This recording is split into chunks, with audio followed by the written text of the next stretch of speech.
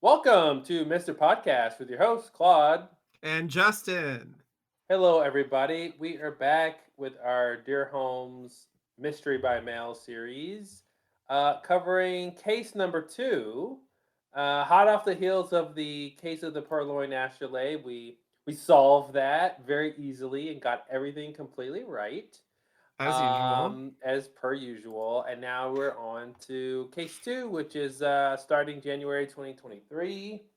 And we're going to be, in this podcast, we're going to be covering the first letter in this case. So I'm excited. Yeah, me too. Me too. Let's see what this is going to be about. Yeah, so, we had a full series of letters, a full case from beginning to end in the last case about the astrolabe. And it was overall a fun experience. So I'm really curious, this time I'm really curious to see how this case is going to compare. Is it going to be more intricate? Is it going to be more, more interesting or more boring? Or like, how's it going to compare to the first case? And then, of Yeah. course, once we get to Holmes's solution, is it going to be the same? Like, hey, I sent out I hired some people to go solve this for me, and Mm-hmm. here's what they told me. Like, or is it going to be more, that classic Holmes, only he could solve it kind of a thing? So yeah, I'm excited. Yeah. No, I agree. I agree. I'm hoping for a puzzle, but Mm-hmm. I feel like I got a feel for what some of their tricks are. Mm-hmm. I think I talked about my, how to solve fake mysteries method, and I think it works pretty well um with this. Mm-hmm. So anyway, I'm going to be on the lookout for extraneous details and people who seem nice and Yeah. helpful. I think the only thing that took us astray with your rubric was the people who are seeming nice. I Mhm. think that it works, but it's the degree to which they're mentioned in the letters, I think, is something we learned seems to be very Yes. important. Yes, we So if the definitely need to nice pay attention. person's only mentioned in one letter and nobody else talks about them, they're Yep. probably not important. Yep. They will get Um, mentioned more than once if yeah, they're actually worth considering as suspects. yeah. All So right, well we'll let's only know that after the second one, but absolutely. Yeah. we'll see what we can do with this. All right, well, let's dive in. Okay, so we've got stationery. The heading says from the desk of Wark McKinsey, Wark. Wark. Wark, not Mark, not Lark, not Fark, but Wark Or McKinsey. Quark. Or Quark. It's No, almost not a Deep Quark. Space Nine character either. It says telegrams. There's a little kind of what do you call that? A monogram, Symbol? Oh, something yeah. like Is that. that what you call that? Monogram? Yeah, sure. Yeah, something.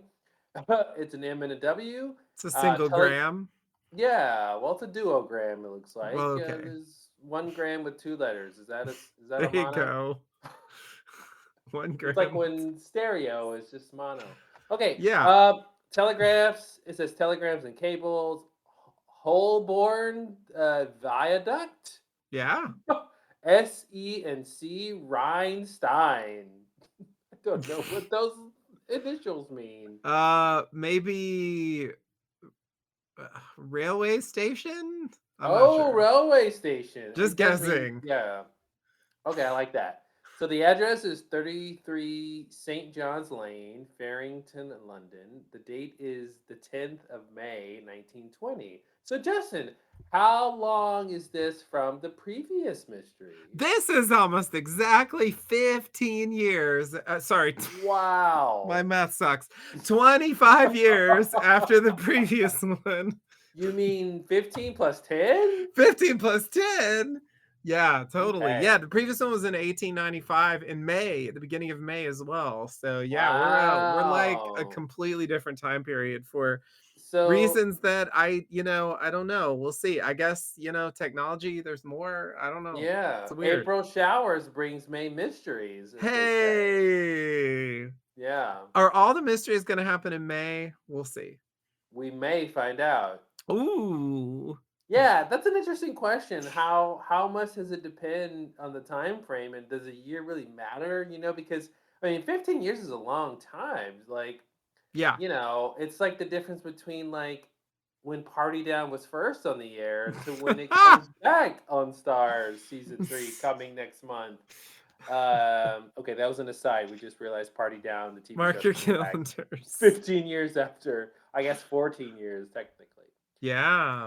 Um, but that's a mystery we already solved. Anyway, okay, so I'm gonna read this letter, and but I do think it's interesting that, is this the same Holmes? Is he more jaded? Are they gonna write him differently? I mean, I'm sure I'm asking too much of the writers of the Dear Holmes series, but it'd be interesting, because he would have solved so many more cases in those 15 years. That's true. That's You true. know, is it gonna be like, oh, I would have sent, what's his name, Tiernan or whatever, but Tierney. he died. He died 10 years ago. Tierney dead. Yeah. That would be fun, a fun in world thing to be like my guy on the street. Yeah, he's underground now. Time Okay, together. Yeah, yeah, no. They should do okay, here we that. go. 10th May 1920. This is from the desk of Work McKinsey. Dear Mr. Holmes, I beg your pardon, sir, if I intrude on your well earned retirement. Ah, there it Whoa! is. There it is. Boom. We got one sentence and now I just want to stop and talk about it. Okay. You may remember me from years gone by as I was once a proud member of the Baker Street Irregulars. What a band name. Wow, they're really Um, using the time period. yeah, my whistle helped you solve the baffling theft of church bells around London. While the humdrum affair was never chronicled by Watson, I have always looked back on those memories proudly. Since my own retirement, in addition to spending much time at the racetrack, I've maintained a fervor of all things involving detection, and recently closely followed the green bicycle case. In parentheses, my daughter Jenny, always a fan of the hobby, gifted me the stationery some years ago. Close parentheses. However, I am not writing to discuss my past as an armchair detective, but rather because of recent alarming events, all involving acquaintances of mine from the racing world. Okay, he didn't exclaim that, but I did. What began as a series of minor assaults has now turned far more serious. Someone's been murdered, and I suspect others will soon follow. My hope is not only to aid my acquaintances, but I deign to beg your assistance because there is a possibility that my dear Jenny will be caught amidst the violence. I lost my son in the war, and I could not bear to have any tragedy befall my daughter. I should hasten to add that I would turn to the police, but I do not have the best reputation with them, nor do I trust their abilities. Ooh. Emphasis mine. While no doubt you want to hear, while no doubt you want to hear, first off, of the murder, parentheses, which filled only a few lines in last week's newspapers, close parentheses. Let me lay the cards before Oh you my in the god, the order that they were commas. dealt me. In the order they were dealt me. I love that. In the order they were dealt me, along with my own muddle-headed theories, hyphen. I then will eagerly await what, comma, from my account, comma, you might deduce and advise. That was one Holy sentence. crap! Holy crap! That's a next level sentence structure. Yeah. It had everything you could want in a sentence. It had commas, it had hyphens, it had Yep. parentheticals. I Yep. mean, it had a muddle headed. I mean, it had a hyphenate. Uh, hey, this guy's a good sentence writer. Okay, next paragraph. This whole sad business began 1 week ago when I noticed that some of my regular betters were no longer coming around. Another parenthetical. I should mention that I book the occasional wager for friends and neighbors. Small time. I take a fee if they insist, but never charge interest. Close parentheses. At first, I didn't take notice because punters, as we call them, are a surreptitious lot. They Or superstitious. as soon as I said it, I was like, is that the right word? It's most of the same letters. Superstitious lot. They change bookies to shake bad luck. As I charge no interest, a few less chalk eaters is no great shakes for me. That is how I felt until 3 days ago when I went for a quick pint at the Bell. One of my regulars, Joe Stark, was slinking in the shadows when I walked in. I was curious why I hadn't seen him about, but one look at poor Joe and I knew why. His face looked like raw meat, and one of his Ew. blackened eyes was swollen. Well, you're a vegan, so his face looked Well, like that's the to only me. reason. To me, it's fine. I would eat that. No, his face looked like Excuse me, raw meat. sir. May I eat your face? It looks like raw meat. Um, his face looked like raw meat, and one of his blackened eyes was swollen shut tighter than a walnut. I started to pull up a chair when he told me, rather rudely, to make tracks. Gulped down his drink and left. Okay, so that was Joe Stark. Okay, cool. Okay. As I went to the bar, Charlie, the barkeep, set down my usual pint. I pointed to Joe just as the door closed behind him. Quote, what happened there? I asked. In his usual understated manner, Charlie said, quote, someone took disfavor with him.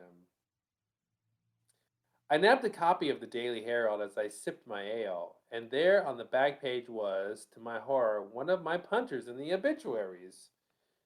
From the obituary, John, nicknamed Big Jack Fallworthy, 61, August 10, 1859 through May 7th, 1920, which would have been 3 days before this letter was written, is when he seemingly died. Okay. At his residence, am I even through the first page? Jeez. Okay. You're on page 2 now. I Hang did in so much there. talking. It's like I'm in English class in like middle school, like reading out loud. It is. I can take Yeah, over on page 3 if you want. I will want. All At right. his residence in this city, okay, sorry. At his residence in this city, what city is this? London? Okay. At his London, yeah. residence in this city on the 7th of May last, in the 61st year of his age, Big Jack This is Allworthy. the This is obituary. clearly the obituary still. It wasn't formatted the same, but I guess it Yeah. doesn't matter. Okay, sorry. Let me start over here. John Big Jack Fallworthy, 61, August 10, It's the quote marks 1859 that through tell May you. 7th. God damn it, it's the quote marks. May 7th, 1920. At his residence in this city on the 7th of May last, in the 61st year of his age, Big Jack Fallworthy, leaving a wife and 3 adult children to mourn their irreparable loss. The deceased was a native of the Isle of Man who left the seafaring life at a young age to engage in dock work. A distinguishing trait of his character was that he loved a good ale and a fast pony, at times too much. But recalling the poet's words, quote, when you borrow money, you're robbing your future, end quote, he mightily endeavored to pay all his debts on time, in the obituary quote. Big Jack Fallworthy and I had worked side by side on the millwork docks for 20 years. He was a royal chap and a handicapper like me, and I had seen him only a few days ago, hale and hearty. This was a grave shock. I was finishing my pint when lightning struck again, in the form of a second obituary, that of Annie Nickerson, another of my regulars. As she was called, Ranny Annie is one of the few women handicappers I've known. Most would admit she was an ill-tempered woman with more than her share of bile, the sort capable of kicking a cat, with rarely a kind word to offer. But she'd been my customer on and off, or off and on, Either for way. a decade. Her obituary stated that she died, quote, peacefully in her sleep, end quote, the same day Jack had, and it ended, as with Jack's, with a reference to her fondness for a quote fast pony, and a final quote about borrowing (parentheses lack of imagination on the scribe's part). Someone was taking quote disfavor with horses with horse race betters. I decided to pay my respects to Jack's wife and family, hoping I'd be able to learn more. It was a short walk to Margie and Jack Falworthy's place on Aintree. I've never seen words before. I was surprised when I found no boxwood tie with black ribbons on the front door or even a wreath of laurel. I could hear Margie's squeaky voice as I knocked, but it was a long while before the door cracked just wide enough for Margie to get one eye on me. Okay, you can take it here. Okay. She took a long breath, saying, I thought you might be Joshua. I asked her who that might be. He came with a Bible and a copy of the newspaper just this dawn. She squinted, barely opening the door. The newspaper printed Jack's obituary. The snake got his foot in the door and grabbed my hand, said, Sister, let us pray your Jack makes amends.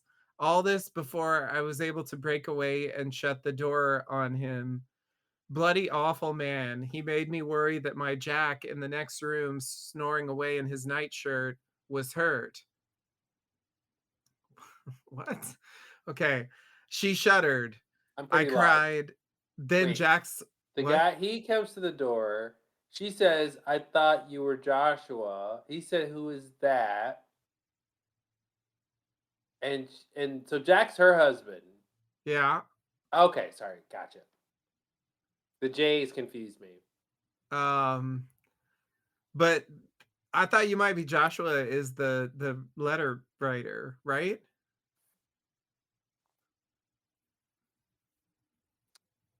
I thought the letter writer was Wark McKenzie. Yeah. But she thought that he She might be thought Wark might Joshua. be Joshua. Correct. Yeah. But Joshua Yeah. is this guy with the Bible and the newspaper. Okay. She shuddered. I cried. Then Jack's alive? Margie forced a laugh and told me that the obituary was a mistake. Really? Jack is fine, love. When I asked to see him, Margie said he wasn't in and closed the door. I saw her peeking through the curtains. He wasn't in because he's at the cemetery. This is weird. Okay. Yeah, he's fine. All right. I'm closing the door in your face Yeah, you now. can't see him though. Okay. I saw her peeking through the curtains as I headed to the street. They were clearly spooked, but Margie, Jack, and I are dear friends, and it wasn't like Who's her. they? Margie and Jack, I guess. But he didn't see Jack. I know, but I guess he's assuming that he's there. Okay. I mean, I don't know who else it could be. I mean, I saw her peeking through the curtains. They were clearly spooked. yeah, Okay. Well, you're right. yeah. What else could it mean? I mean, Like he's offering. I guess that's why I pointed this out. It's a weird pronoun to add because he's offering a reason why Jack didn't come to the door or wasn't available. yeah, And this yeah. he's adding that in with his account of what sort of objectively happened, which is he saw one person in the curtain, Right, right? He didn't see two people and he goes, "Oh, well, they're spooked." He saw one right. person and was like, "Well, she's spooked. He didn't come to the door, so they're both spooked." Yeah, Okay. Just trying to make a narrative in my head. sounds about right.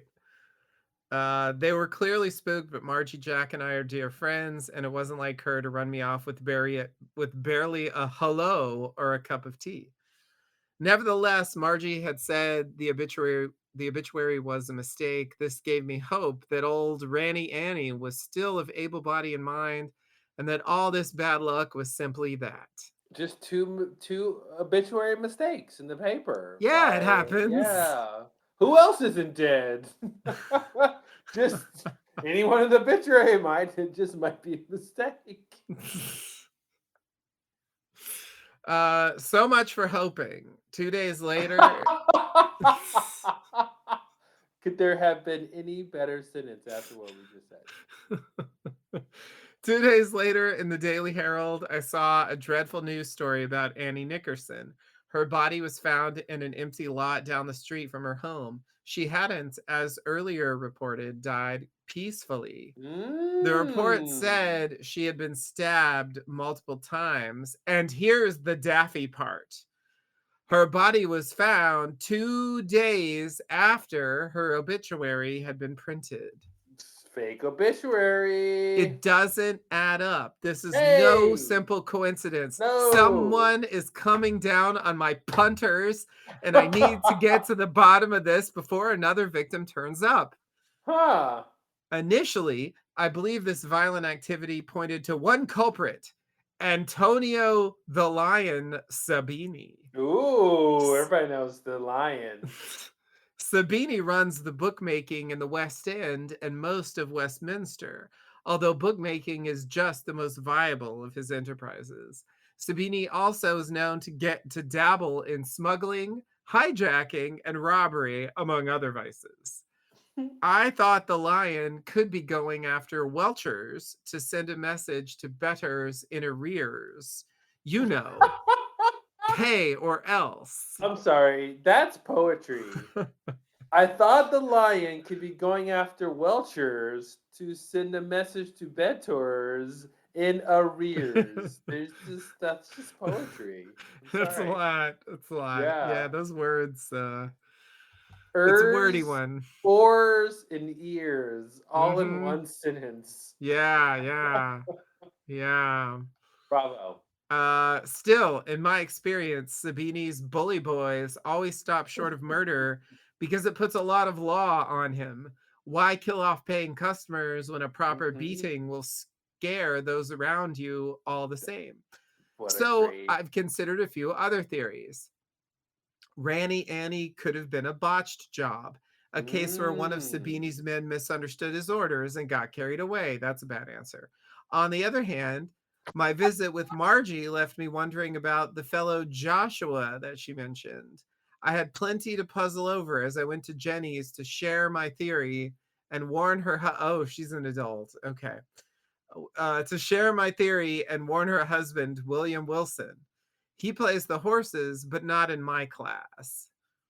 William, who works at a bank, is what bookies call a whale, a reckless bettor. And that's what worries me. If William gets in arrears, Sabini will come down on him with both feet, and maybe Jenny also. They were both at their bungalow on Newbury when I called. I took the bull by the horns and shared my theory about the recent trouble befalling turf lovers in Seaford. What? I mean, they have sentences here I've just never heard Are in my they in life. Seaford? Befalling turf lovers, Is he befalling turf lovers in Seaford. is he saying that the place where he's is Seaford, or is he saying the trouble is in Seaford? I think where all we can say is that the two people who have died were in Seaford and they love turf. I think that is Really? what he's saying. Okay. That's the Where is least Seaford? Has that even been mentioned Seaford, before London. this? Have you never been to London? Did it say Seaford, London at the beginning? I thought I it said mean, listen, Farrington. half of London is Seaford. Like, haven't you seen a Guy Ritchie movie? Get on Seaford. So you have seen a Guy That's my Ritchie Guy movie. Ritchie impression. Did you just pretend to be Jason Statham saying anything? Yeah, that was pretty Uh much it. yeah. Oh man. Something Oh about man. Seaford. Ah, I gotta get it Um, Seaford. Okay, so listen, I don't know what Seaford is. okay, Um I've just shared my theory about the recent trouble befalling I want to say befalling turf lovers in Seaford. I shared my theory. Yeah, it's just like, is it befalling turf lovers in Seaford or befalling turf lovers, comma, in Seaford? I shared my theory in Seaford, I don't know. Anyway, uh, calmly, I lay Oh. before them. Yeah, you see what I mean? Oh, Seaford is a town in Essex, sorry, East Sussex, England, if that helps. Okay, then But, you know, but of it course there'd be a place in England called Seaford, it you must know, be the the most second thing. English It must place. be that that's where they are right now. Well, Because I that's why he think would warn them, right? Because they could be next is his whole point. uh This says Farringdon, London. uh okay. Okay. I don't know. Doesn't add up for me, but What's not adding? well, because he says Sabini runs the bookmaking in the West End and most of Westminster, blah blah blah blah blah, right? And then he says that what worries me is if William gets in arrears, Sabini will come down on him with both feet, right? So that seems to imply that he's going to be betting in the West End or Westminster. Now, maybe those are regions and they include Seaford, but then the confusing part to me is he says that Sabini runs West End and blah blah blah. Like if that's where Seaford is, then why are his punters uh in Seaford as well? Like shouldn't isn't he stepping on Sabini's territory then? Like shouldn't they have separate territories? Like I'm just, No, no, no, because he's in a different ball game. You're talking about the letter writer work. yeah. No, because he's not charging interest for his thing, right? So I think there's just like this overlap of people who go to him to have fun and I guess make some money but not really lose a lot, right? Because that was the whole point. Like he doesn't charge. Was it interest? Is that what he said he doesn't charge? Oh, does it? Oh, I take a fee if they insist but never charge interest. I thought So that he's was not the just kind of for guy. Well, I think I've noted it as he's different than other bookies. Like this isn't a guy who's going to come after you if you haven't paid him because he's not even he was charging just talking about interest. friends and neighbors. Uh huh.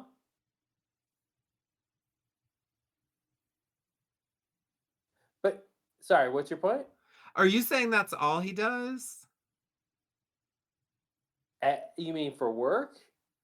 Well, I'm just confused. Like, so, like, are Well, I you don't know. You saying, you were you were asking if I thought there was some conflict between work, right? Work takes bets from people, right? yeah, Friends and family, as you said, and so does Sabini. But Sabini will come beat you up at least, and work thinks maybe even kill you if you haven't paid your debts. So I don't know. You were okay, asking if I thought that was a conflict of interest. They're not. okay, They're not in the same ball game, so I wouldn't think so. okay, okay, okay, okay, okay. All right, all right, all right. That clarifies. That Yeah, clarifies. yeah. I Um, think. But okay, so the question was this sentence about Seaford. yeah, yeah. So I think I you're take right. the bull by the It's horns and share my that's theory where about the this is recent all trouble. happening. Yeah, I mean the recent trouble befalling people in Seaford. I would I just think they expect were him in there. to run afoul of this Sabini character taking bets in his territory and not charging interest. Um, seems like that's undercutting his Well, yeah, I mean business. maybe Sabini doesn't know about it. This guy is so small time, Yeah, and it's friends and family. So they even tells you like a very right, small circle of people know about this. right, right. And maybe I mean maybe that gets into the ultimate answer, right? If this is a message to work to like, I'm coming because that's what he says, right? Like they're sort of coming after the people who come to me for their bets. Like that's what he's pieced together so far. Mm-hmm. And William is now a person who's did he say he took money from him? William. Oh, that's what's weird. Okay, the husband William. because he's really worried about his daughter, but then by proxy, his son-in-law. And he says he plays the horses, but not in my class. What do you think that means? I think it means I don't take his bets Because there's not enough. It's not enough money, because he's a or reckless bettor. like he doesn't know what he's doing. He's not Yeah. okay. Okay. That's what I think it means. Okay. And so, like, he has to go to Sabini because, Wark will not accept Like his Sabini doesn't bets. mind if he loses all his money, Yeah, but like you're saying, Wark doesn't want to take his son-in-law's money right. if he places a really bad bet. Exactly. Yeah. That's what it sounds like to me.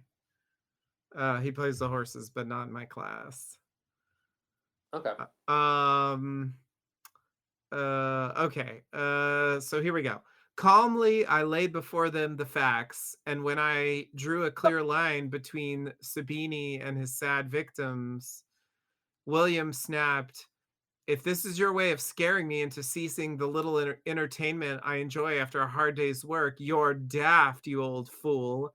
You, sir, are addressing Fulham's finest handicapper. Why are there 10 names for every place?" All right. Anyway, I swear, it's like they can't just name something one thing. Okay. Your friend Annie got killed because someone finally grew weary of her nasty ways. Out with you! William began tugging me towards the door, demanding my exit. Smelling liquor on his breath, I refused, and I'm afraid there was a bit of a scuffle. Jenny had to pull me outside by the arm. She asked me to go home because William was drunk and my presence was only causing her added trouble. I only agreed to leave after she explained he was in a foul mood because his position at Barclays was rocky. William wouldn't admit this to her, but Jenny figured it out because one of his friends from the bank had started coming by regularly. At first, their meetings seemed lighthearted, but lately they would talk in low voices in the back over a bottle of gin. It broke my heart to see the fear and helplessness in my daughter's eyes. About then, William began shouting for his dinner, and Jenny hurried me off. I circled the block until I satisfied myself that she was safe and headed home. Then I got to thinking about the strange doings of late and whether Sabini was to blame and how that preacher Joshua that had come to Jack's door might fit in. Marjorie's Margie's description brought to mind the membership of the quote gauntlet of righteousness, a gaggle of sidewalk zealots posted at the exit of Alexandria Park Racecourse. They carry signs with Bible verses. Quote, "For what will it profit a man if he gains the whole world and loses his soul?" They are always near the race course and had been more ardent of late. A few days ago, one of them dogged me for several blocks, preaching all the way and smacking my shoulder with his Bible. It was getting so I wanted to avoid going to Alley Pally. It was getting so I wanted to avoid going to Alley Pally. Okay, I still don't get that. Um, perhaps No this, sentence has ever ended like that ever. it's, it's capitalized, Alley Pally. I wanted to avoid going to Alley Pally. Okay. Perhaps this same fellow Joshua had inspired them to greater daring.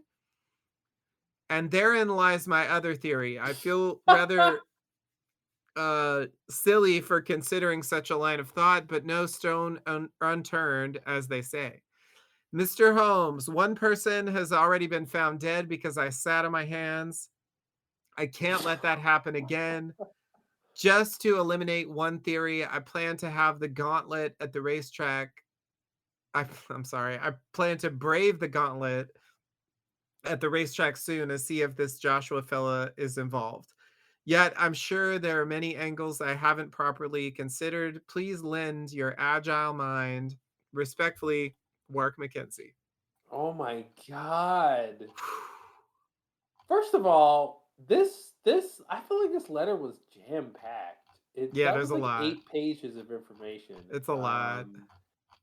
And I gotta say, talk about a third act twist.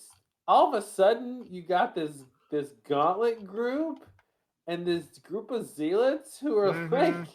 I mean, that came out of nowhere. I was really surprised. Yeah. I thought it was he was just gonna, hey, some people, this criminal guy might be involved in some murders, and I'm worried about my family and if they get involved. But then, like, all of a sudden, it's like, oh, and by the way, here's some mythology about these like self-righteous religious people, Mhm. and so, like, they come out of nowhere as, like, obvious suspects.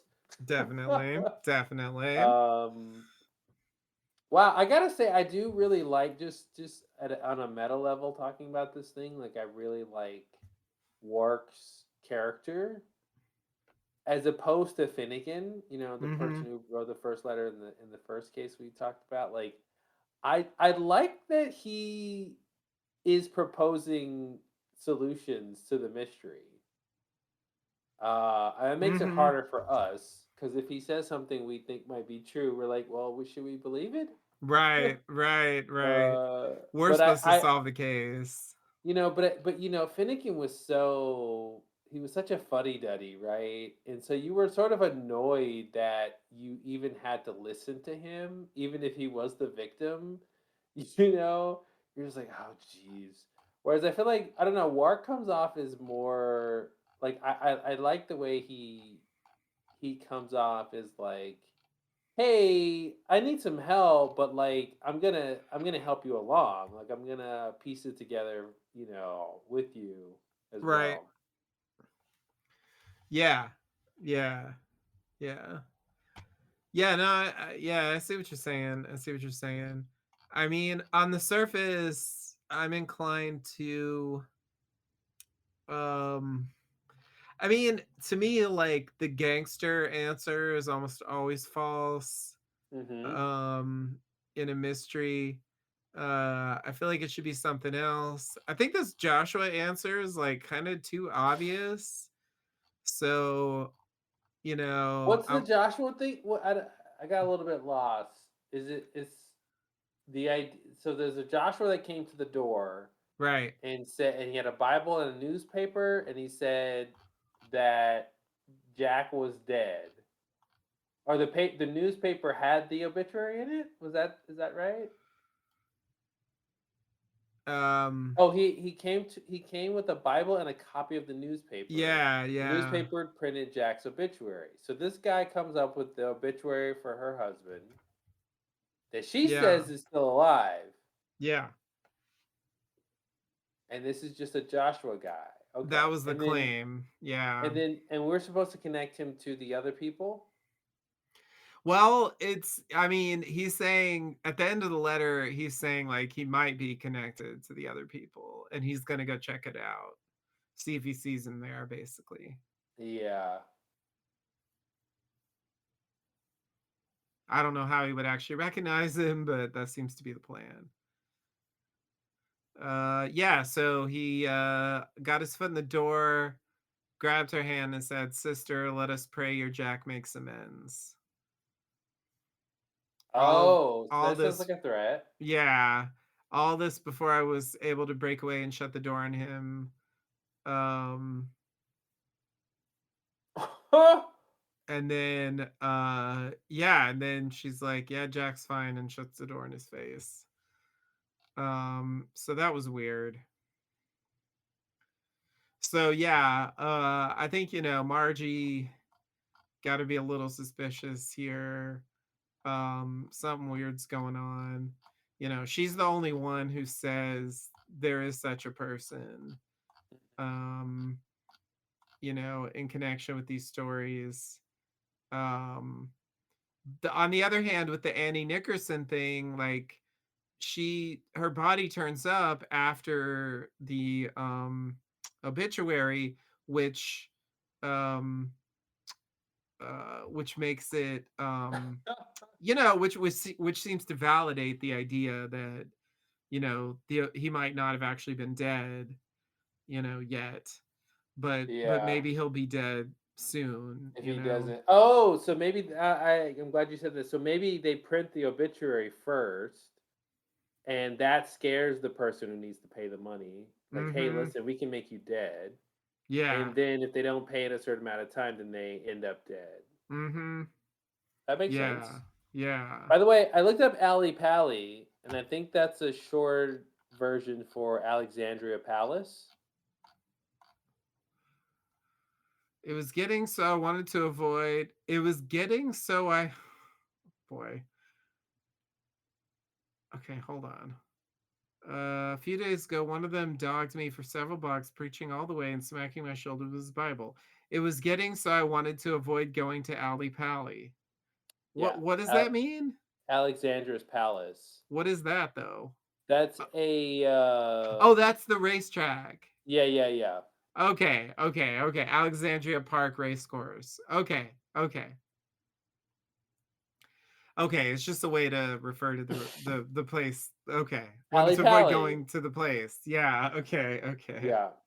All right, that makes sense. Um yeah, perhaps this same fellow Joshua had inspired I them to greater daring. Yeah. But that's what, and I think that's a weird, right? I'm interested that the work is trying to solve the mystery, but this is such a crazy thing to think. So he's assuming that Joshua is Jesus, like he's the leader of the group for some reason. Mhm. Why? Why wouldn't they, if this group was behind it, send any member to go do what Joshua did? Why does he have to be the person who inspires them to greater daring I versus the mean, person who was inspired to greater daring? yeah, he doesn't need to be, you know. I mean, he shows up at someone's house, whereas like those people are just sitting outside the racetrack. So maybe he thinks that means that Joshua's more, like forceful or whatever. But he's more forceful. But I thought the sentence is saying that the other people killed. It is indeed saying that. Okay, just checking. But he Why did. doesn't he say it should say perhaps this Joshua fellow was inspired to greater daring? Like he's part of the group and he thinks the group should be doing more, so he starts the killing versus it being like he thinks the group should be doing more, so other people did the killing. Yeah, yeah, yeah. I mean, as far as we know, he didn't do the murder of Jack. I Yeah, mean, we haven't seen him alive, but yeah, according to Margie, he's still alive. So it's and they did, possible that he isn't actually doing the murders. and it was, oh, for sure, and it was clear that work thought they were spooked. So Yeah. if somebody came and said, "Hey, your husband's dead," wink, wink, Mm-hmm. if he doesn't pay, Right. then they would be spooked, and then of course the next person who comes to the door, she's gonna say he's not here, Right. right? Right. So that makes sense. That seems to follow. Mm-hmm. Yep. Yep. I would agree. I would agree. Um, so what's, I guess, yeah, what's standing out as irregular, if you will? Speaking of the Baker Street irregulars, So uh, so there's this thing with William and like the problem with the bank. Um, that seems like extraneous to what's going on here. mm-hmm. Or is it laying the groundwork for the final mystery to come?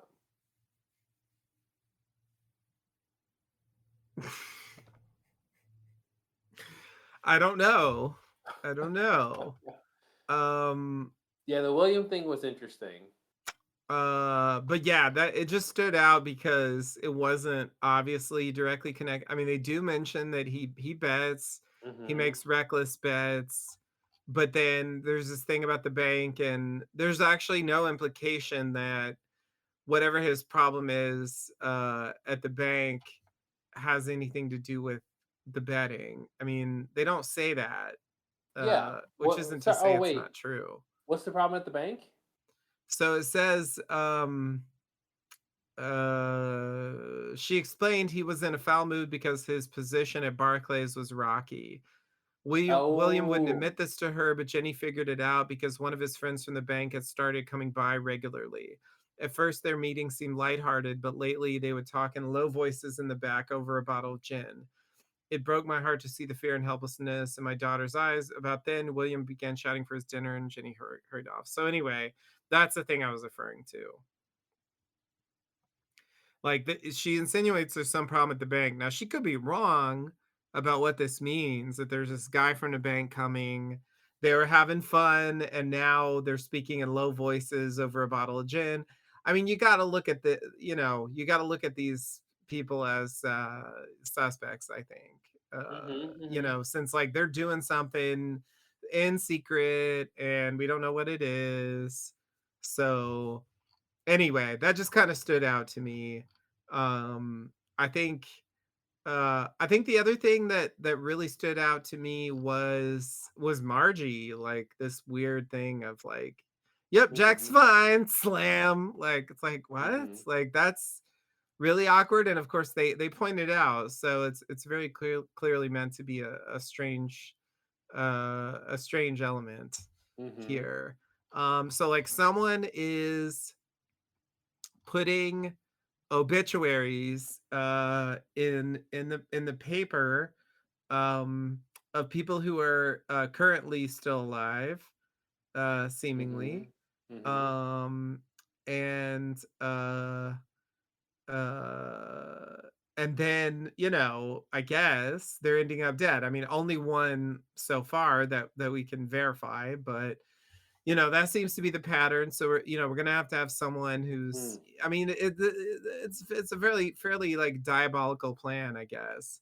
Um, I think yeah. The other thing that has to be mentioned is this thing with Joe Stark at the bar.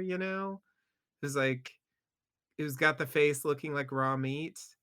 Mhm. Um, you know, um, because that was just another like side thing that didn't Yeah. seem to connect to anything from the main case. So I just think that, I don't know what to do with it right now, but I think those are the main things. It's yeah, Joe Stark, Margie's like strangeness, which could just be connected to the case, and then we have this William clandestine meeting with this guy from the bank and whatever whatever's going on there. Those seem Yeah. like the most the strangest elements that aren't like sort of directly pointed out as pertaining to the case. Yeah. Yeah, this thing. So about on page one, he starts saying this whole sad business began 1 week ago. So I think that's important, right? Like anything that happened before a week ago probably isn't relevant. I think that's fair. Right. Um, and he says when I noticed that some of my regular betters were no longer coming around. Okay, so I mean, is this guy lying? Because didn't he say he only takes bets from like friends and family? What did he say? He says that in the next sentence, so I, you know, I don't think he means that to be a Oh, contradiction. oh, okay. Sorry, yeah. Then it's fine. He clarifies it.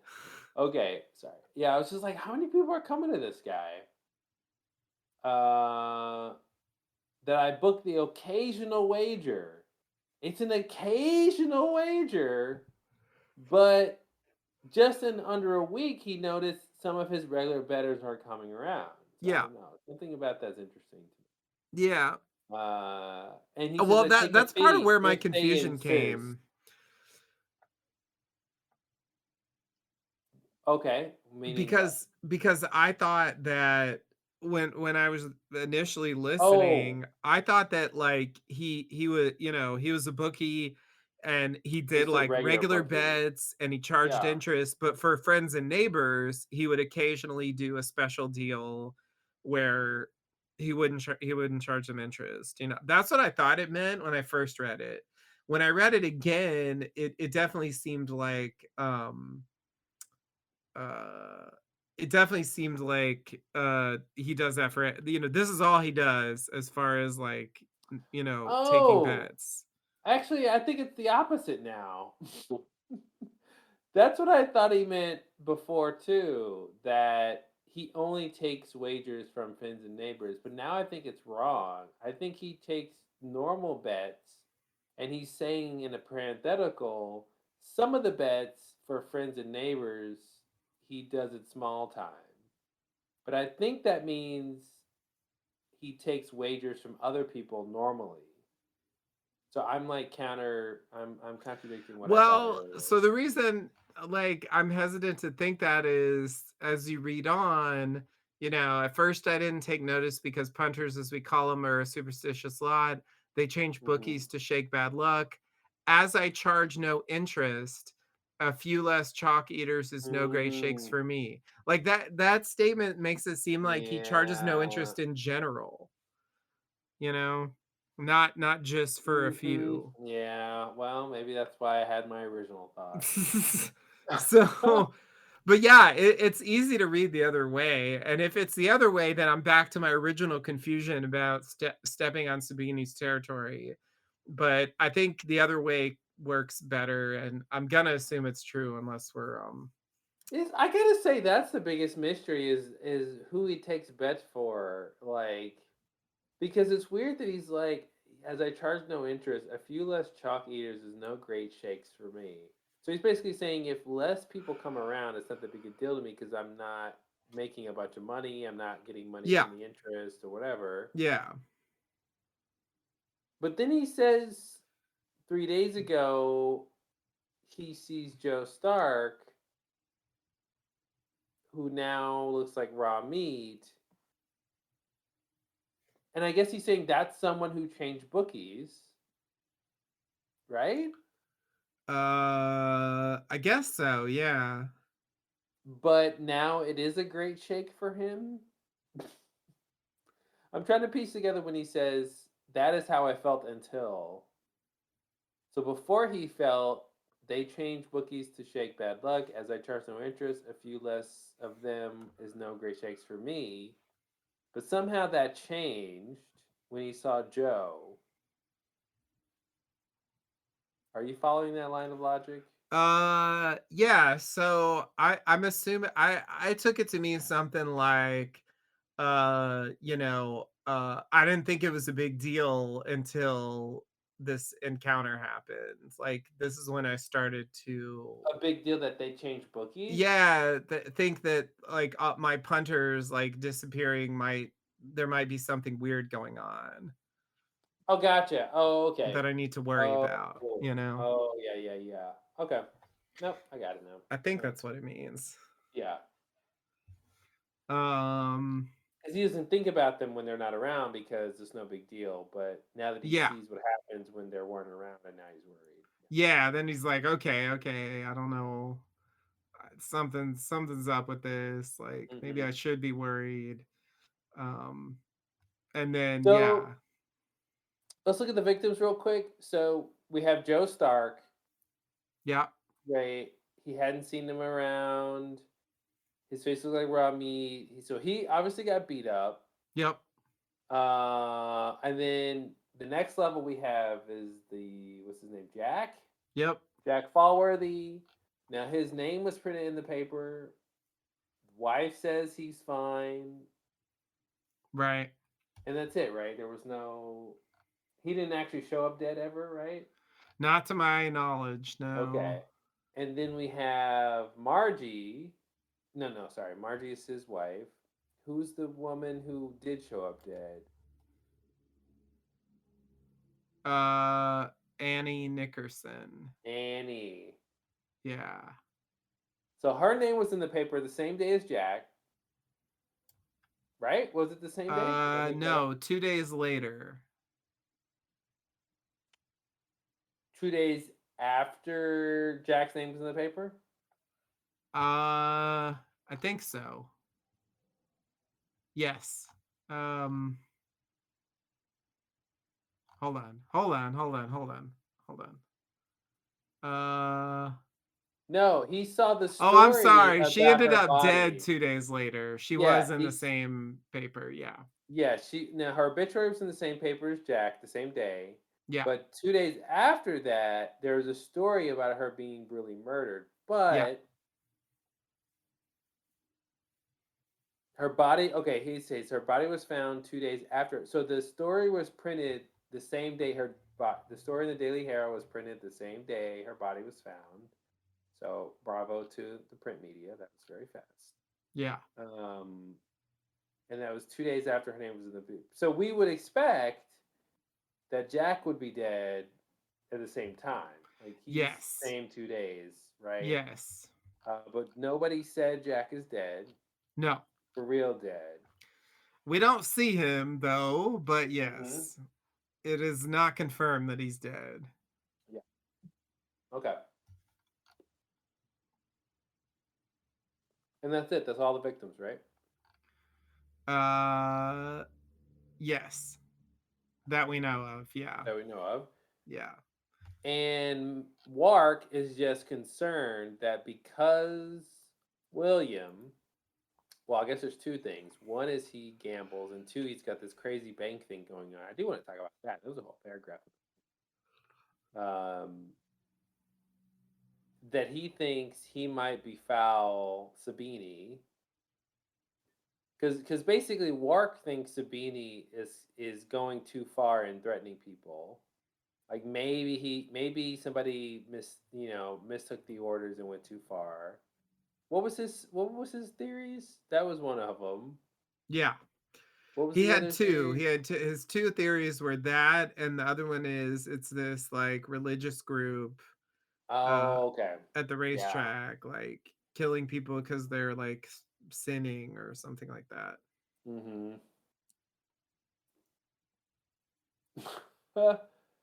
Yeah. Wow.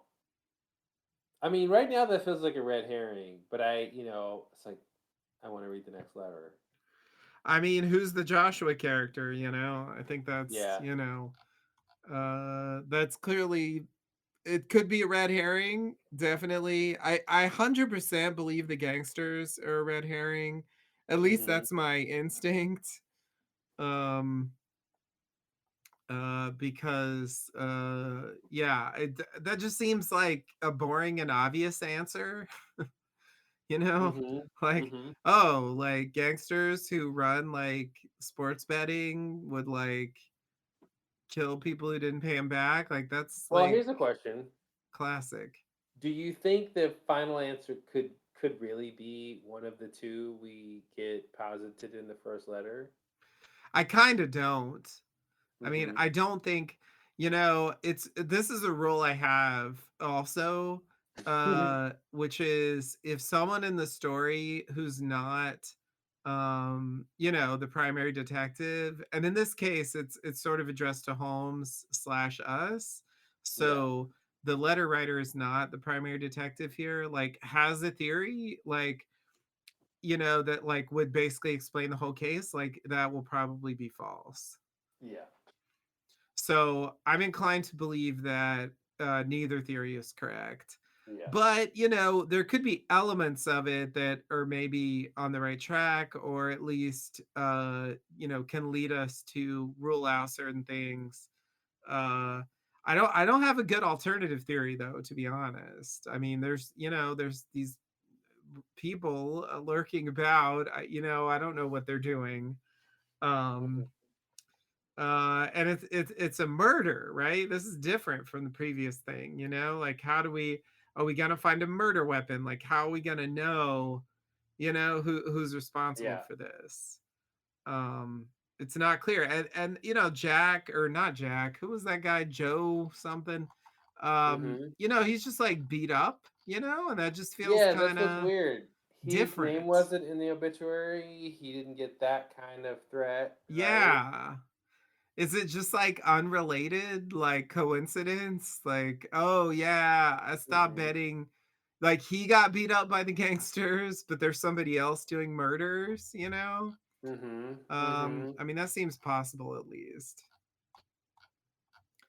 But yeah, generally speaking, I'm inclined to think that one of these like there really isn't anything in here though that's as strange as that cuff thing from the previous case, where it's just like what the fuck is this?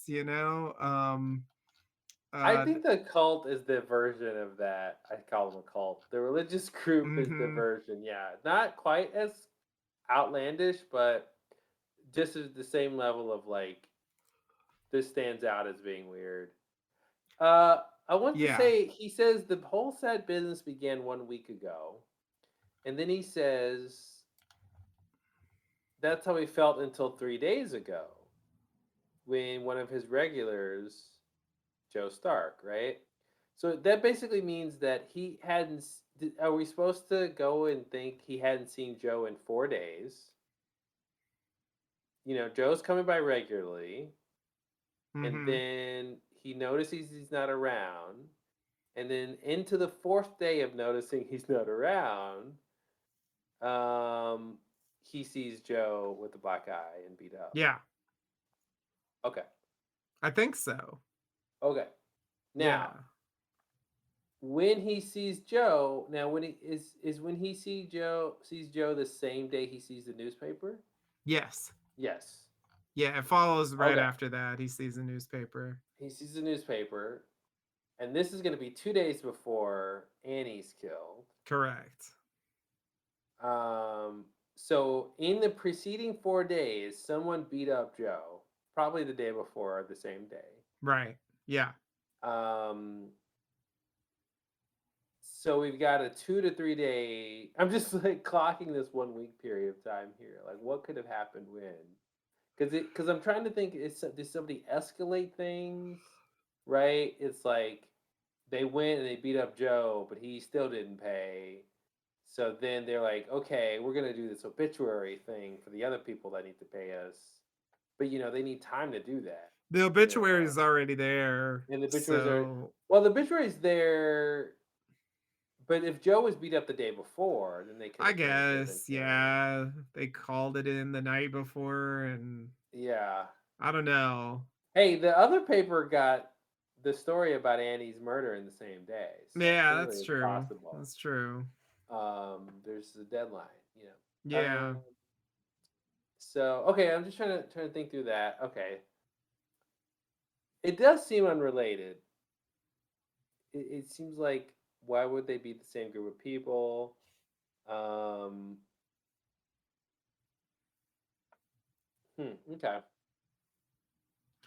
Yeah, I mean, like this uh what Gauntlet of Righteousness or is that what it's called? That's what it was called. Um it doesn't strike me as I mean it is strange in a sense, but it doesn't strike me as strange because it's setting up a theory and some suspects and it might be Okay. a red herring, but it clearly pertains to the case, Yeah. and there's a specific reason to even think about that, this thing with Joshua. So, I don't know. To me, it just it doesn't stand out in the same way as like, okay, you could take Yeah. this out The and Cup had no obvious connection to anything anyone else was talking about. yeah, that's what I'm saying. So yeah, like it doesn't seem like there's really anything like that here. Hmm. Yeah, so I don't have a good because that was really like a key bit of evidence to like in that the torn cuff and the numbers on the cigarette case were like smoking guns basically for who was guilty, so if there's a thing like that here I Yeah. am not See, seeing it. that's the problem. Is there's no inherent reason why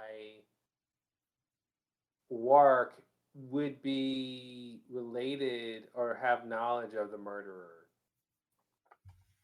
You know what I mean? Like anyone could have done this, and it could be someone he has no idea about. Right.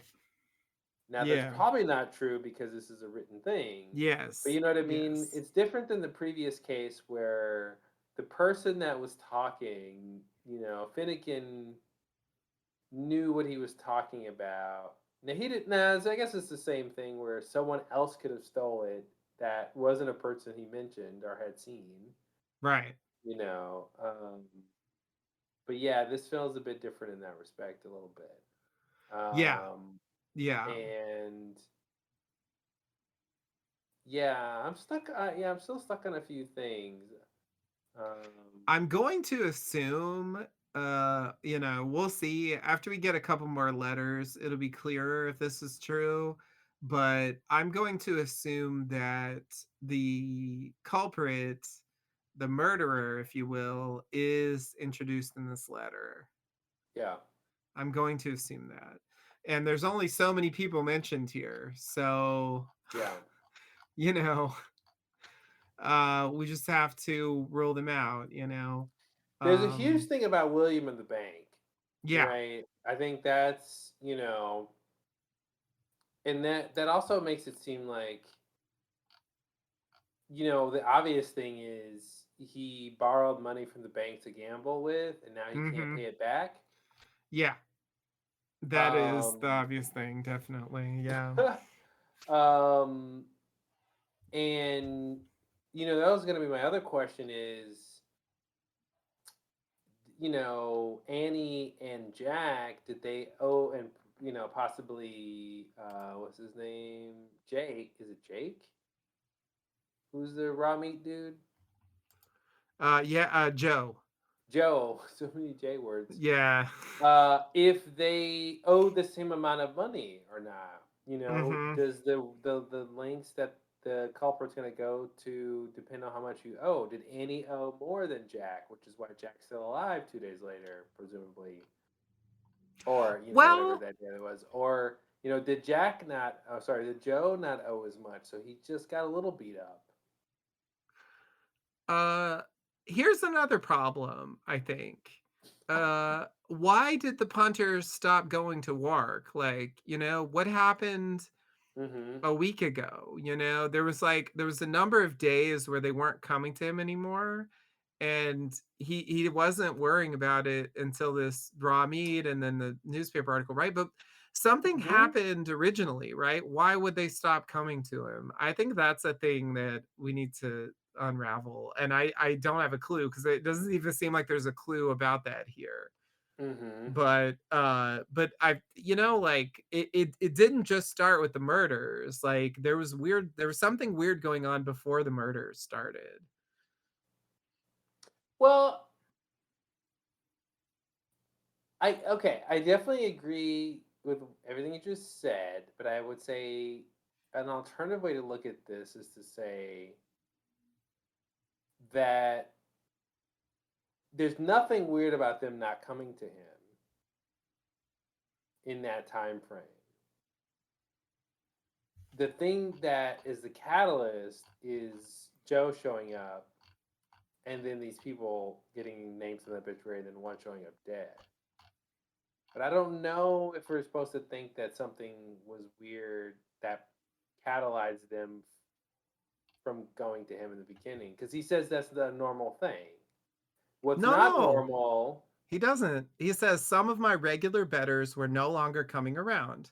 I mean, that means that they regularly come and suddenly they were not Yeah, coming. So but he that's not says, normal. but he says the way I made that seem like it was normal was because he says I didn't take notice because they're superstitious a lot. They change bookies to shake bad luck. I thought he was basically saying, yes, some of my regular betters were no longer coming around, but that's normal because they change bookies a lot. The thing that's not normal is Joe showing up, having been a person who hasn't been around me in a while, but he shows up beat up. Yes, but what I'm saying is that I mean, we know from the story that this leads to something else, right? So yeah, like if they just stopped and like that was it, nothing else happened, then yeah, it clearly wouldn't be a big deal and there wouldn't be a point in the letters. What I'm saying is that I think there's more to this than that because we know that there is more to this than that, you know? Mm-hmm. And so I think the reason that they stopped coming there should be there should be something there. I Like, guess, is it just a yeah, coincidence that a bunch of his regular yeah. betters stopped coming around and now like No, one of I them's think it's a dead and one of them's coincidence. beat up? I think it's a coincidence that these particular people have had issues. I think there's other people who stopped coming around that haven't had any issues. So I don't think that there's necessarily a reason why all of the people who aren't coming around, unless these are all the people, like I don't know how many people are his regular betters who are no longer coming around. I'm assuming it's more than three, right? So if it's more than three, I would take it to mean like he's just saying, or I would take it to mean like bad thing has happened to these particular people, but not necessarily like whatever happened to these people is going to happen to the rest of the people who haven't been coming around because there's some specific reason why they're not coming. Like for instance, like I guess a simple would be answer would be like the other bet taker dude, cat, what's his name? Uh, Sabini, right? Like if Sabini said, "Hey, everybody who is works punters, you guys have, a week ago or whatever, you guys have to come to me, or right? Stop going to work, right? And then from work perspective, people stop coming around. Then 3 days ago, he sees Joe, and then he sees the names in the newspaper. But does that mean everybody else on the list is like gonna get hurt? So anyway, I definitely think you're right to question that. I'm just taking it as I don't know if there's some reason why people stop coming around to him. Unless it's, I guess some reason he doesn't know about, right? Let's see what it said why. I'm just I'm mentioning that there's potentially something there. Perhaps there's not. I mean, it Yeah. could just be as simple as regular stop coming here and there normally, and it's no big deal. It just so happens that this time, a certain group of regulars stopped coming and went somewhere Yeah. else and got involved in some kind of, murder plot, you Yeah. know. Um, but why did they all go to the same place? Like why are they all like implicated in this thing? Like like someone might have gone to each of them individually and recruited them away, to place their bets elsewhere and like drawn Well, them the into clear this reason, thing. I feel like the clear reason is he's not charging interest. So like now I don't know if that means like they can't make as much or he won't pay out as much. But that would be the biggest reasons why they're not coming to him, or this idea of bad luck, right? If they weren't winning with work, then they decide to go somewhere else to Yeah. shake their bad luck. That's the only other reason, yeah, I could think Yeah. of. Yeah, yeah, yeah, yeah. So I mean, yeah, is there someone out there like, "Oh, have you been having bad luck? Like, come place a bet with us. Your luck will change." Is there some Hmm. so anyway, I'm just saying like it could just be that there wasn't a like specific reason why they all stopped coming, but just some of them that did like into I just think there should be some background to these characters who are Hmm. involved in this that they like a thing they I have in definitely think common. there's a reason why these particular people are connected. Yes. Yeah. Yeah. Yeah, so that's kind of what I'm getting at, and that could take a number of forms. So, it could be that they were all contacted or something. I don't know the story Oh, of like how these people who seemingly have nothing to do with each other other than they bet at the same with the same guy, are now like involved in yeah. this murder situation. I want to point out something. I got the timeline wrong here. So when he sees Joe, he says, I was curious why I hadn't seen him about, which was the intervening 4 days, right? Hmm. Because he saw Joe 3 days ago up until this week. Yeah. So I hadn't seen him about. I was curious why I hadn't seen him about, but one look at him and I knew why. His face looked like raw meat. So to me, that means he had gotten beat up a while ago, and that's why he stopped coming around. Not that he had just gotten beat up, right? his being beat up is the reason he hasn't seen him in 4 days. Is how I'm taking this now. I mean, I think you could take it a different way. Like, he he normally plays bets with Warwick, right? He doesn't come, he doesn't place bets with Warwick. He places a bet somewhere else, right? Gets involved with somebody else, and that's why he wasn't around. And the fact that he's beat up is an indication of the fact that he was involved with betting with someone else.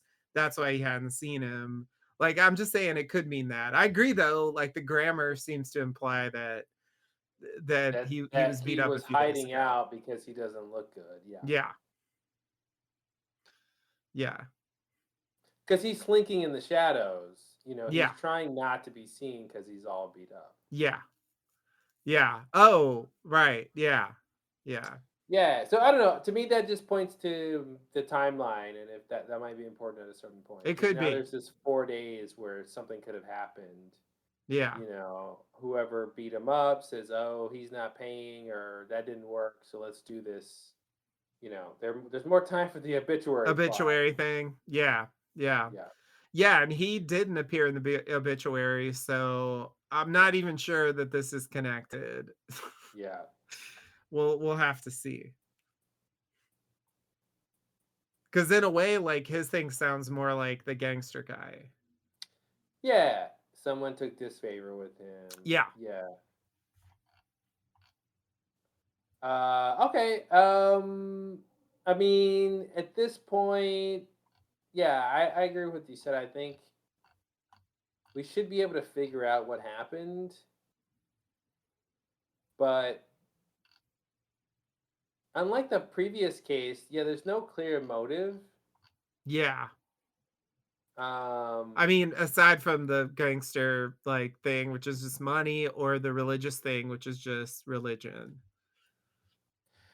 yeah, the religion thing seems like it's not gonna pay off because if they're doing, like if you really thought about it, I would imagine the reason they would kill people who were gambling is to stop other people from gambling. But it doesn't look like that's how they're marketing their crime. Who else? Who else is knowing about this? It's not like Well, in the obituary, they do put this thing, uh, uh, a distinguishing trait of his character was that he loved a good ale and a fast pony, at times too much. But recalling the hmm poet's words, when you borrow money, you're robbing your future. He mightily endeavored to pay all his debts on time. Like, it does seem like there's an insinuation here about I betting. agree, but that's someone saying you should pay your bets. That's not Yes. someone saying you shouldn't gamble. Yeah, So it you're doesn't right. seem like the voice is of the Gauntlet people. It sounds like it's bookies. Mhm. Um, did they talk about Annie's? Oh, maybe they all borrowed money.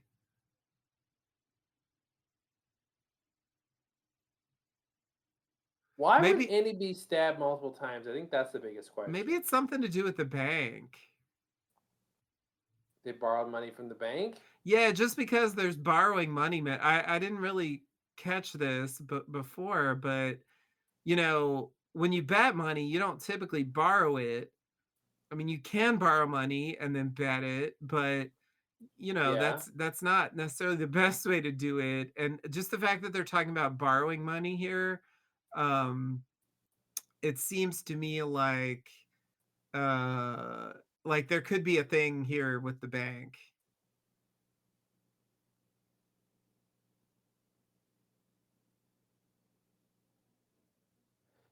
Yeah, you're making a distinction between a bookie wanting you to pay back money versus Money that you've pay borrowed.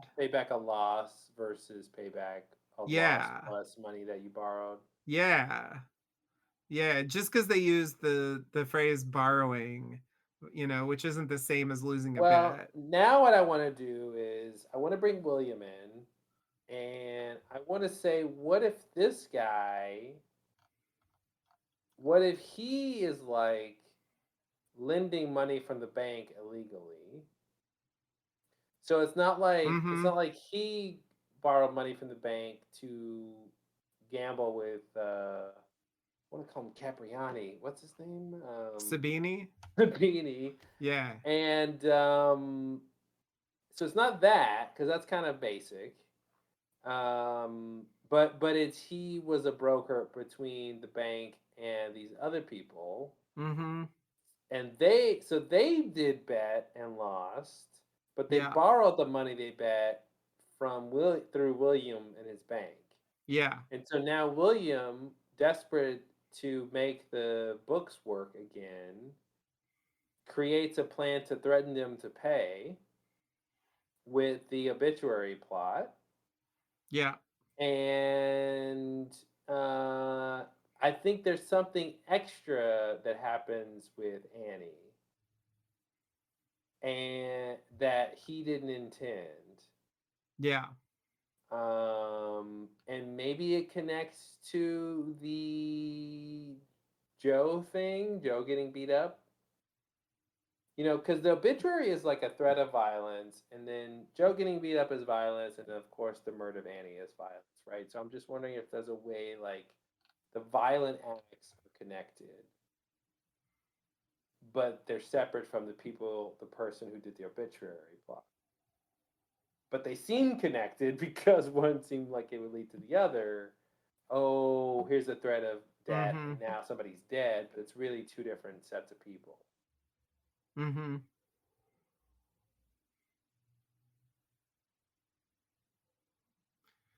Because William freaked out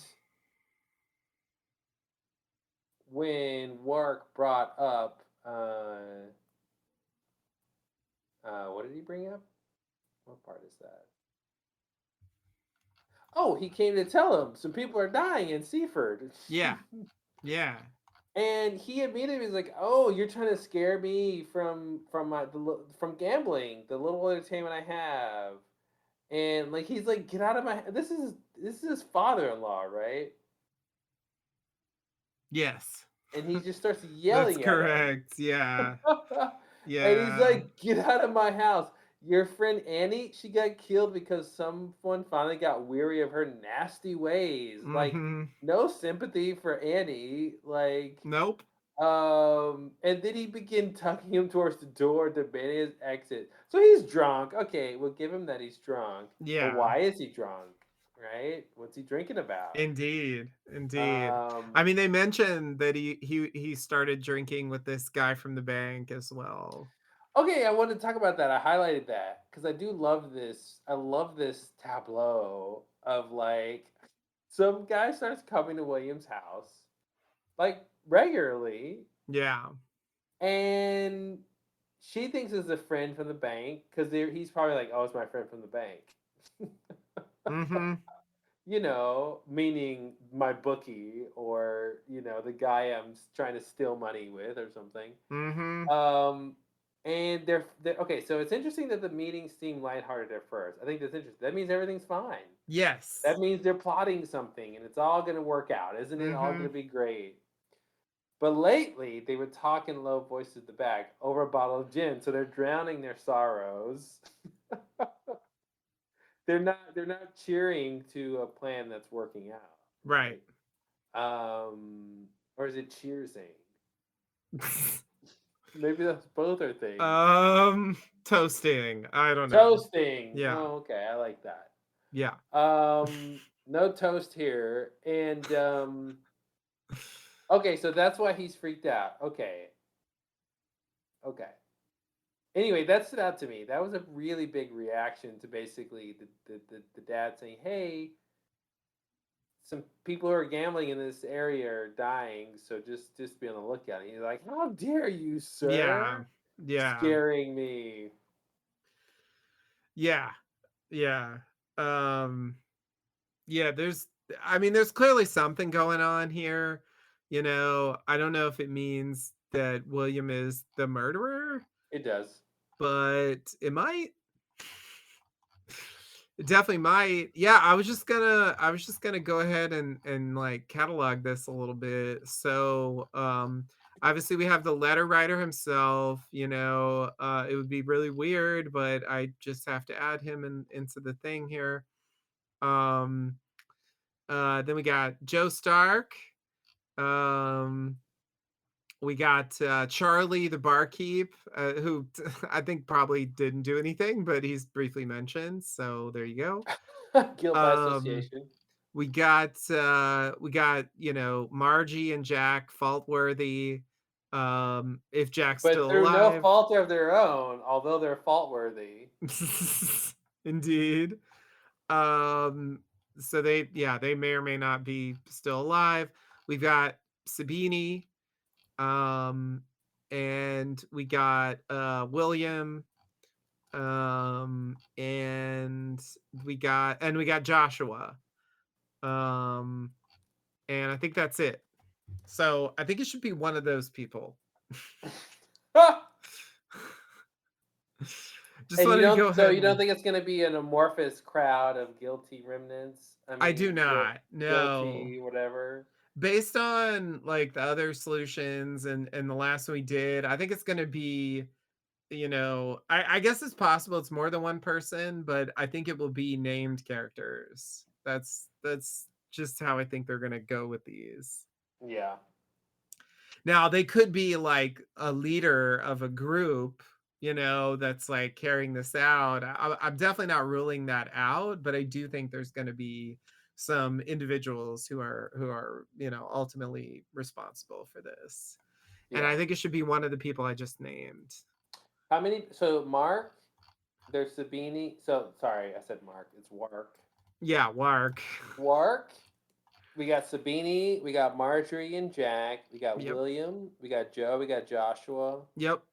And who else? I Who's think that's there? it. I think that's it. I mean, there's technically Charlie the bartender, but I'm not taking him seriously yet, unless he gets mentioned more. Mhm. I mean, and Jenny the daughter, I also think it's very unlikely that she's guilty, but I should technically name her just in case she starts looking suspicious. Um, And I guess here's the thing, right? So in one of those Holmes mysteries, we read the solution for on the blog. One was it was the one where what's happening in those rooms, right, at the hotel. So it was yeah, just like Holmes saying this is what this was, this is what that was, this is what this was. They were all sort of unrelated to a certain yeah, degree, right? So it could be a thing here too, where it's not one person responsible for every strange thing. yeah. You're right. So I do wonder if it could be one person did this thing, and the other person did that thing. Yeah, yeah, and I think with Joe and the face, like, Yeah. that on the surface seems a bit different from the now. That seems like Sabini, classic. Yeah, Hey, he just beat him up because he owed some he money. owed him money. Yeah, exact. But the fact that Jack and Annie both get have obituaries that use the same kind of language, Yeah, and Annie ends up dead. Jack is, I guess, alive, but there's some ambiguity about that. I think that means like they are tied together, and they, yeah. the same explanation should apply to both of them. That's that's what we don't get though is the sort of answer to um wait, sorry. Sabini Sabini I'm trying to think of my theory here. Sabini and Joe. Uh Oh, that's what I was gonna say. That we don't really get an answer to whether or not at this point in the we only have the first letter. At this point in the story, if Annie's death actually had any impact on Jack and Margie. Like, is was her death supposed to be a catalyst to tell the other person whose name was in the obituary who had the veil thread Mhm. to do something or else? Or was that unrelated? She wasn't, they only wanted to go so far as the obituary. Because here's the thing: is like you can't collect money from a dead person. So it doesn't Mhm. really. It doesn't. The only reason you kill one person is to make a threat to the other living person who owes you money. You know. Yeah. So Yeah, I do I wonder if agree. like the next letter might be from Jack or something. Dear Holmes, please help me. I'm hiding out in my house. Mhm. You know, Yeah. my name was threatened. The person whose else name was threatened in the paper is now dead. I think I'm next. Yep. Here's what I know. Yep. Yep.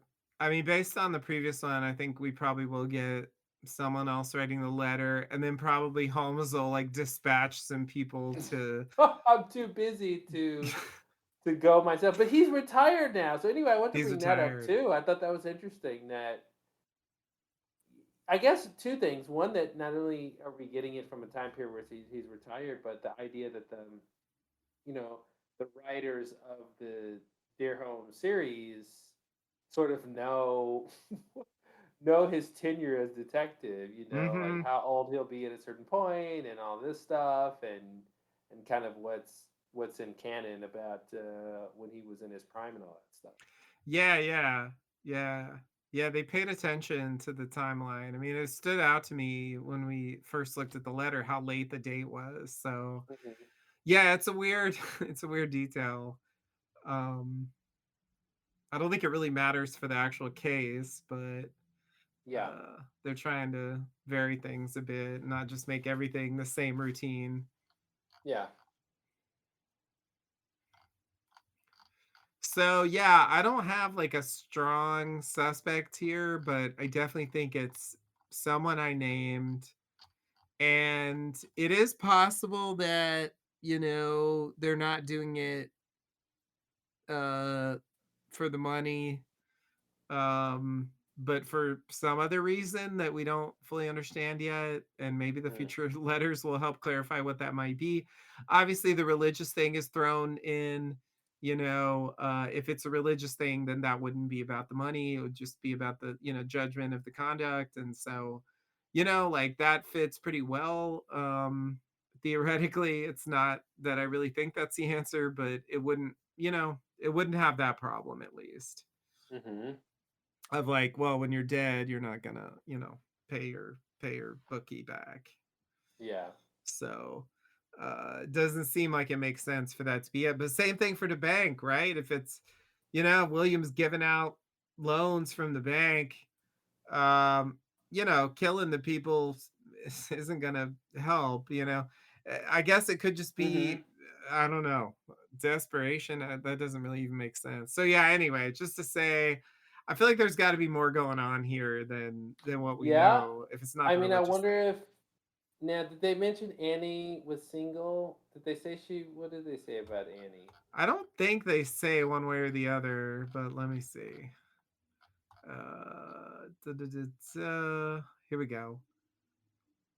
Um, I guess I just imagine she was so awful, no one would be with her, but that's not what they said. I mean, they don't say that she was with anybody, so I think it's Okay. reasonable to assume that, but yeah, I don't know for sure.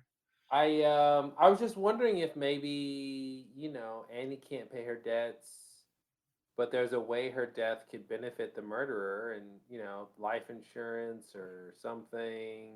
Is Mhm. there some kind of thing where they could get money from her if she was dead? I do feel like it is a separate thing though. And also stabbing, that's a very particular way to kill somebody. Mhm. Um, it seems like more of a passion thing Mhm. than a uh, I'm threatening you and then it goes too far and now I'm just what happened? I'm stabbing you. Why am I Right. stabbing you? Too Yeah. bad. Yeah. Um, So could the stabbing just be, so if we think of Joe's raw face for being kind of potentially unrelated to the main problem, what if her thing is sort of unrelated, where it's like, yeah, I don't mean unrelated. I just mean, what if she just got mugged and murdered? So she I mean, I cannot believe that the obituary is unrelated because they use the same language. Yeah, no, the obituary is Um, related. Yeah, yeah, yeah. Exactly. The obituary is related, but the person who did the obituary didn't kill her. Like she just it's just bad luck for old Annie. it's possible. It's definitely possible. I think I have to hear more to be sure about that because, it depends on if this is explain every little thing or if it's explain with one big explanation like the one we did. And I think it'll be clearer when we get the next letter. Like for now, I'm assuming that this is a one case deal and that we will get. I mean, they might mention offhand, that whatever's going on with Joe. I mean, maybe they'll even tie it in for all I know, but um, but I feel like because Annie is murdered here and that's like really serious, I feel like that should pertain to the main case. I feel like that should, you know, Mhm. um be part of the big answer. Like it just seems weird to me to make a murder a footnote or a side issue. So I'm expecting it to be part of the main thing. But Mhm. Mhm. that's me. I'll buy it. I'll buy it. Even though like I said when we talked about like solving fake mysteries, like you can't solve fake mysteries like you solve real mysteries. If this is the real world and this is a real mystery, yeah, it's totally possible that like she was just like mugged or something. It had nothing to do with the obituary and it had nothing to do with her betting. You know what I mean? Like that happens, in the real Mhm. world. Like it's totally valid to think that. I just in this context, I don't expect them to go that way. But I mean that's just using the the general rules of how these things are constructed. Mhm. um if they want to play with expectations, they could definitely do that. It'd be kind of funny, like, yeah, all this random stuff happened to people for different reasons. Oh well. Mhm. It seemed like a pattern, but it really wasn't. I don't know who did the obituaries though. I mean, I guess that could be the main mystery in that Yeah, case. well, and I would expect that it, it would wrap up as there's other murders to follow, but Yes, Annie's could be unrelated. sure. You know, yeah, I generally agree with you that the murder should be important, since it's the only one so far. Right, right, and it's in the first letter, like, I Hmm. feel like the initial crime that around which the letters are based should be in this letter, so I'm inclined to believe that but, I mean, it's only one way to find out. Hmm. All right.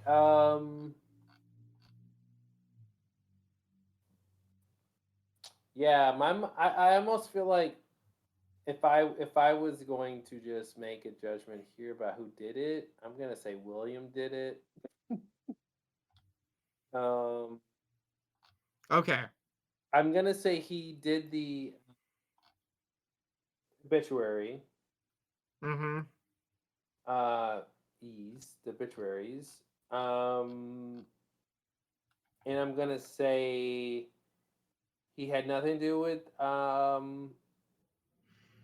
Joe's raw face, and that I think that was Sabini, Okay. Sure. and I think Annie.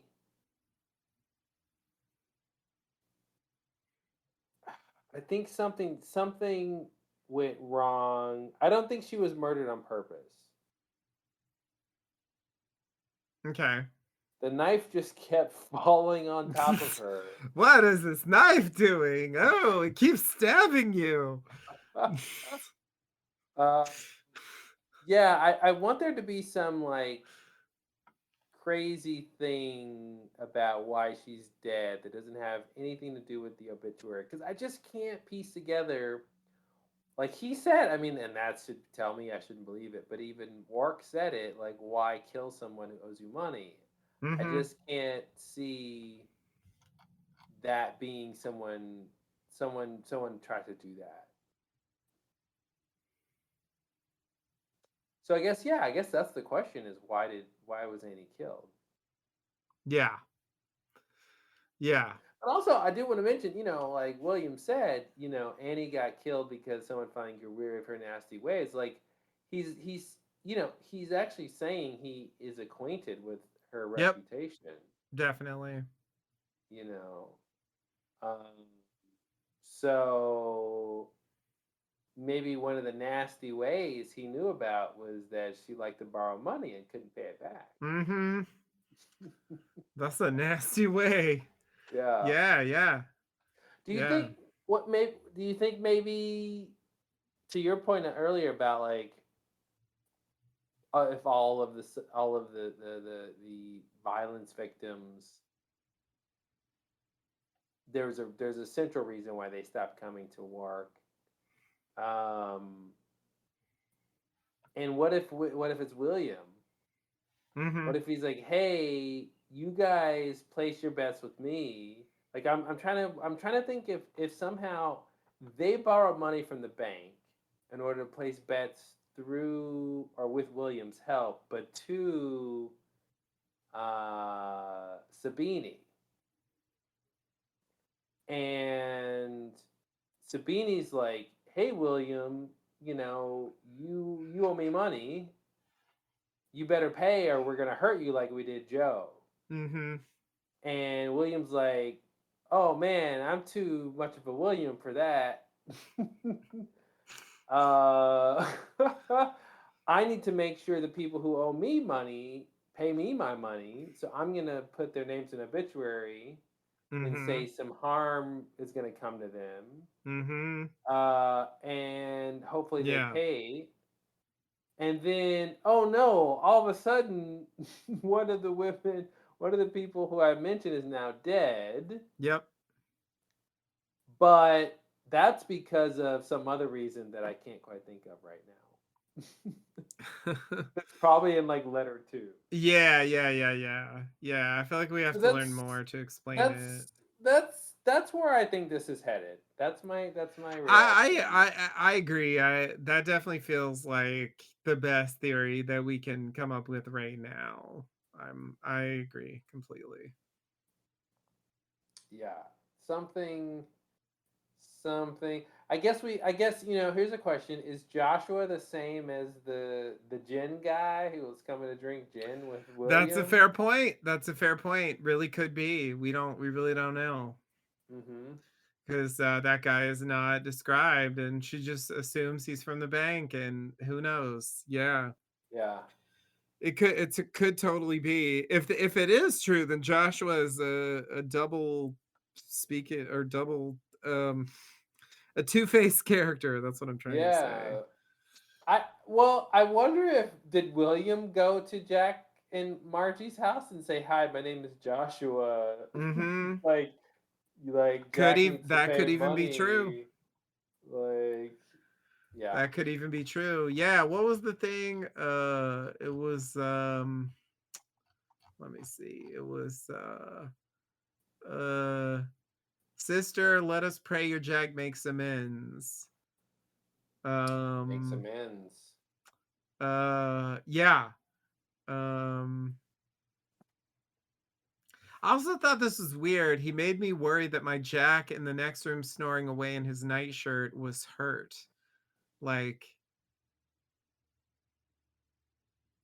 I don't know. Like maybe it's simple and it's just like, oh, like it was sort of an implied threat or something, but it's just like he just said some words and like why would Jack be hurt? I don't know. That just seems a bit odd to me. Uh, she says the newspaper printed Jack's obituary. Or no, she said he said that. The snake got his foot in the door. He came with the Bible and a copy of the newspaper, so I Yeah, yeah, assume yeah. he showed her the newspaper. Yeah, and he said that the newspaper had printed Jack's obituary. The snake got his foot in the door and grabbed my hand and said, "Sister, let us pray." Jack makes amends. All this before I was able to break away and shut the door on him. Bloody awful man. He had me worried that my Jack in the next room snoring away in his nightshirt. Yeah, that's the lady doth protest too much. That aside was really weird. Yeah. Was hurt. He made me worry that my Jack was hurt. Like, is she saying in the next room now or in the next room back then? He made me worried. Back So then, I back think. then, Yeah. okay, okay, made me worried that Jack, because she's not saying he's sleeping away, snoring right now. I don't think so. I mean, I guess he could be, but I think she's just saying he was asleep back then. Because I thought that's what connected to the next part when he said, "Then Jack's alive," because she's saying he's sleeping next door in the room right now. I think she was just saying he was sleeping then, and but the obituary had already been Oh, then Jack's printed. alive because Yeah. basically because not that she just said he's alive, but because she didn't say he's dead. Yeah, the story demonstrates that he was alive after the obituary was printed. Okay. Okay. So, I think But immediately after, not like right now. Because there was some period of time before when Joshua was there. Was that earlier in the day? I forgot. Was it the same day? It must have been uh the same day because it that's when says the story just was in the this paper. dawn. It was the same day. Yeah. Okay. Okay. Yeah. Gotcha. Yeah. So like he could be asleep, but I think By the way, it's I do unclear. want to I do want to say being at her house at dawn on the newspaper, the obituary for that day means like you knew that was happening. Oh, definitely. It came with the Yeah. newspaper. So yeah, Yeah. he definitely knew. He So definitely yeah, this knew. Joshua character does seem to be implicated in the obituary. Yeah. So yeah, is Joshua secretly William? Is Joshua the friend from the bank? We'll see. All right. This and more mysteries will be solved So in the many next more. Dear Holmes. All right. Well, so far so good. This is well, yeah. I'm curious how the second letter is going to shape up. Who's it going to be from? Yeah, yeah, yeah, yeah. I don't really know what to expect from this one. Mm-hmm. This is an interesting one. I like it so far. Yeah. Same here. All right. Until next time. Thanks, everybody. All right, bye everybody.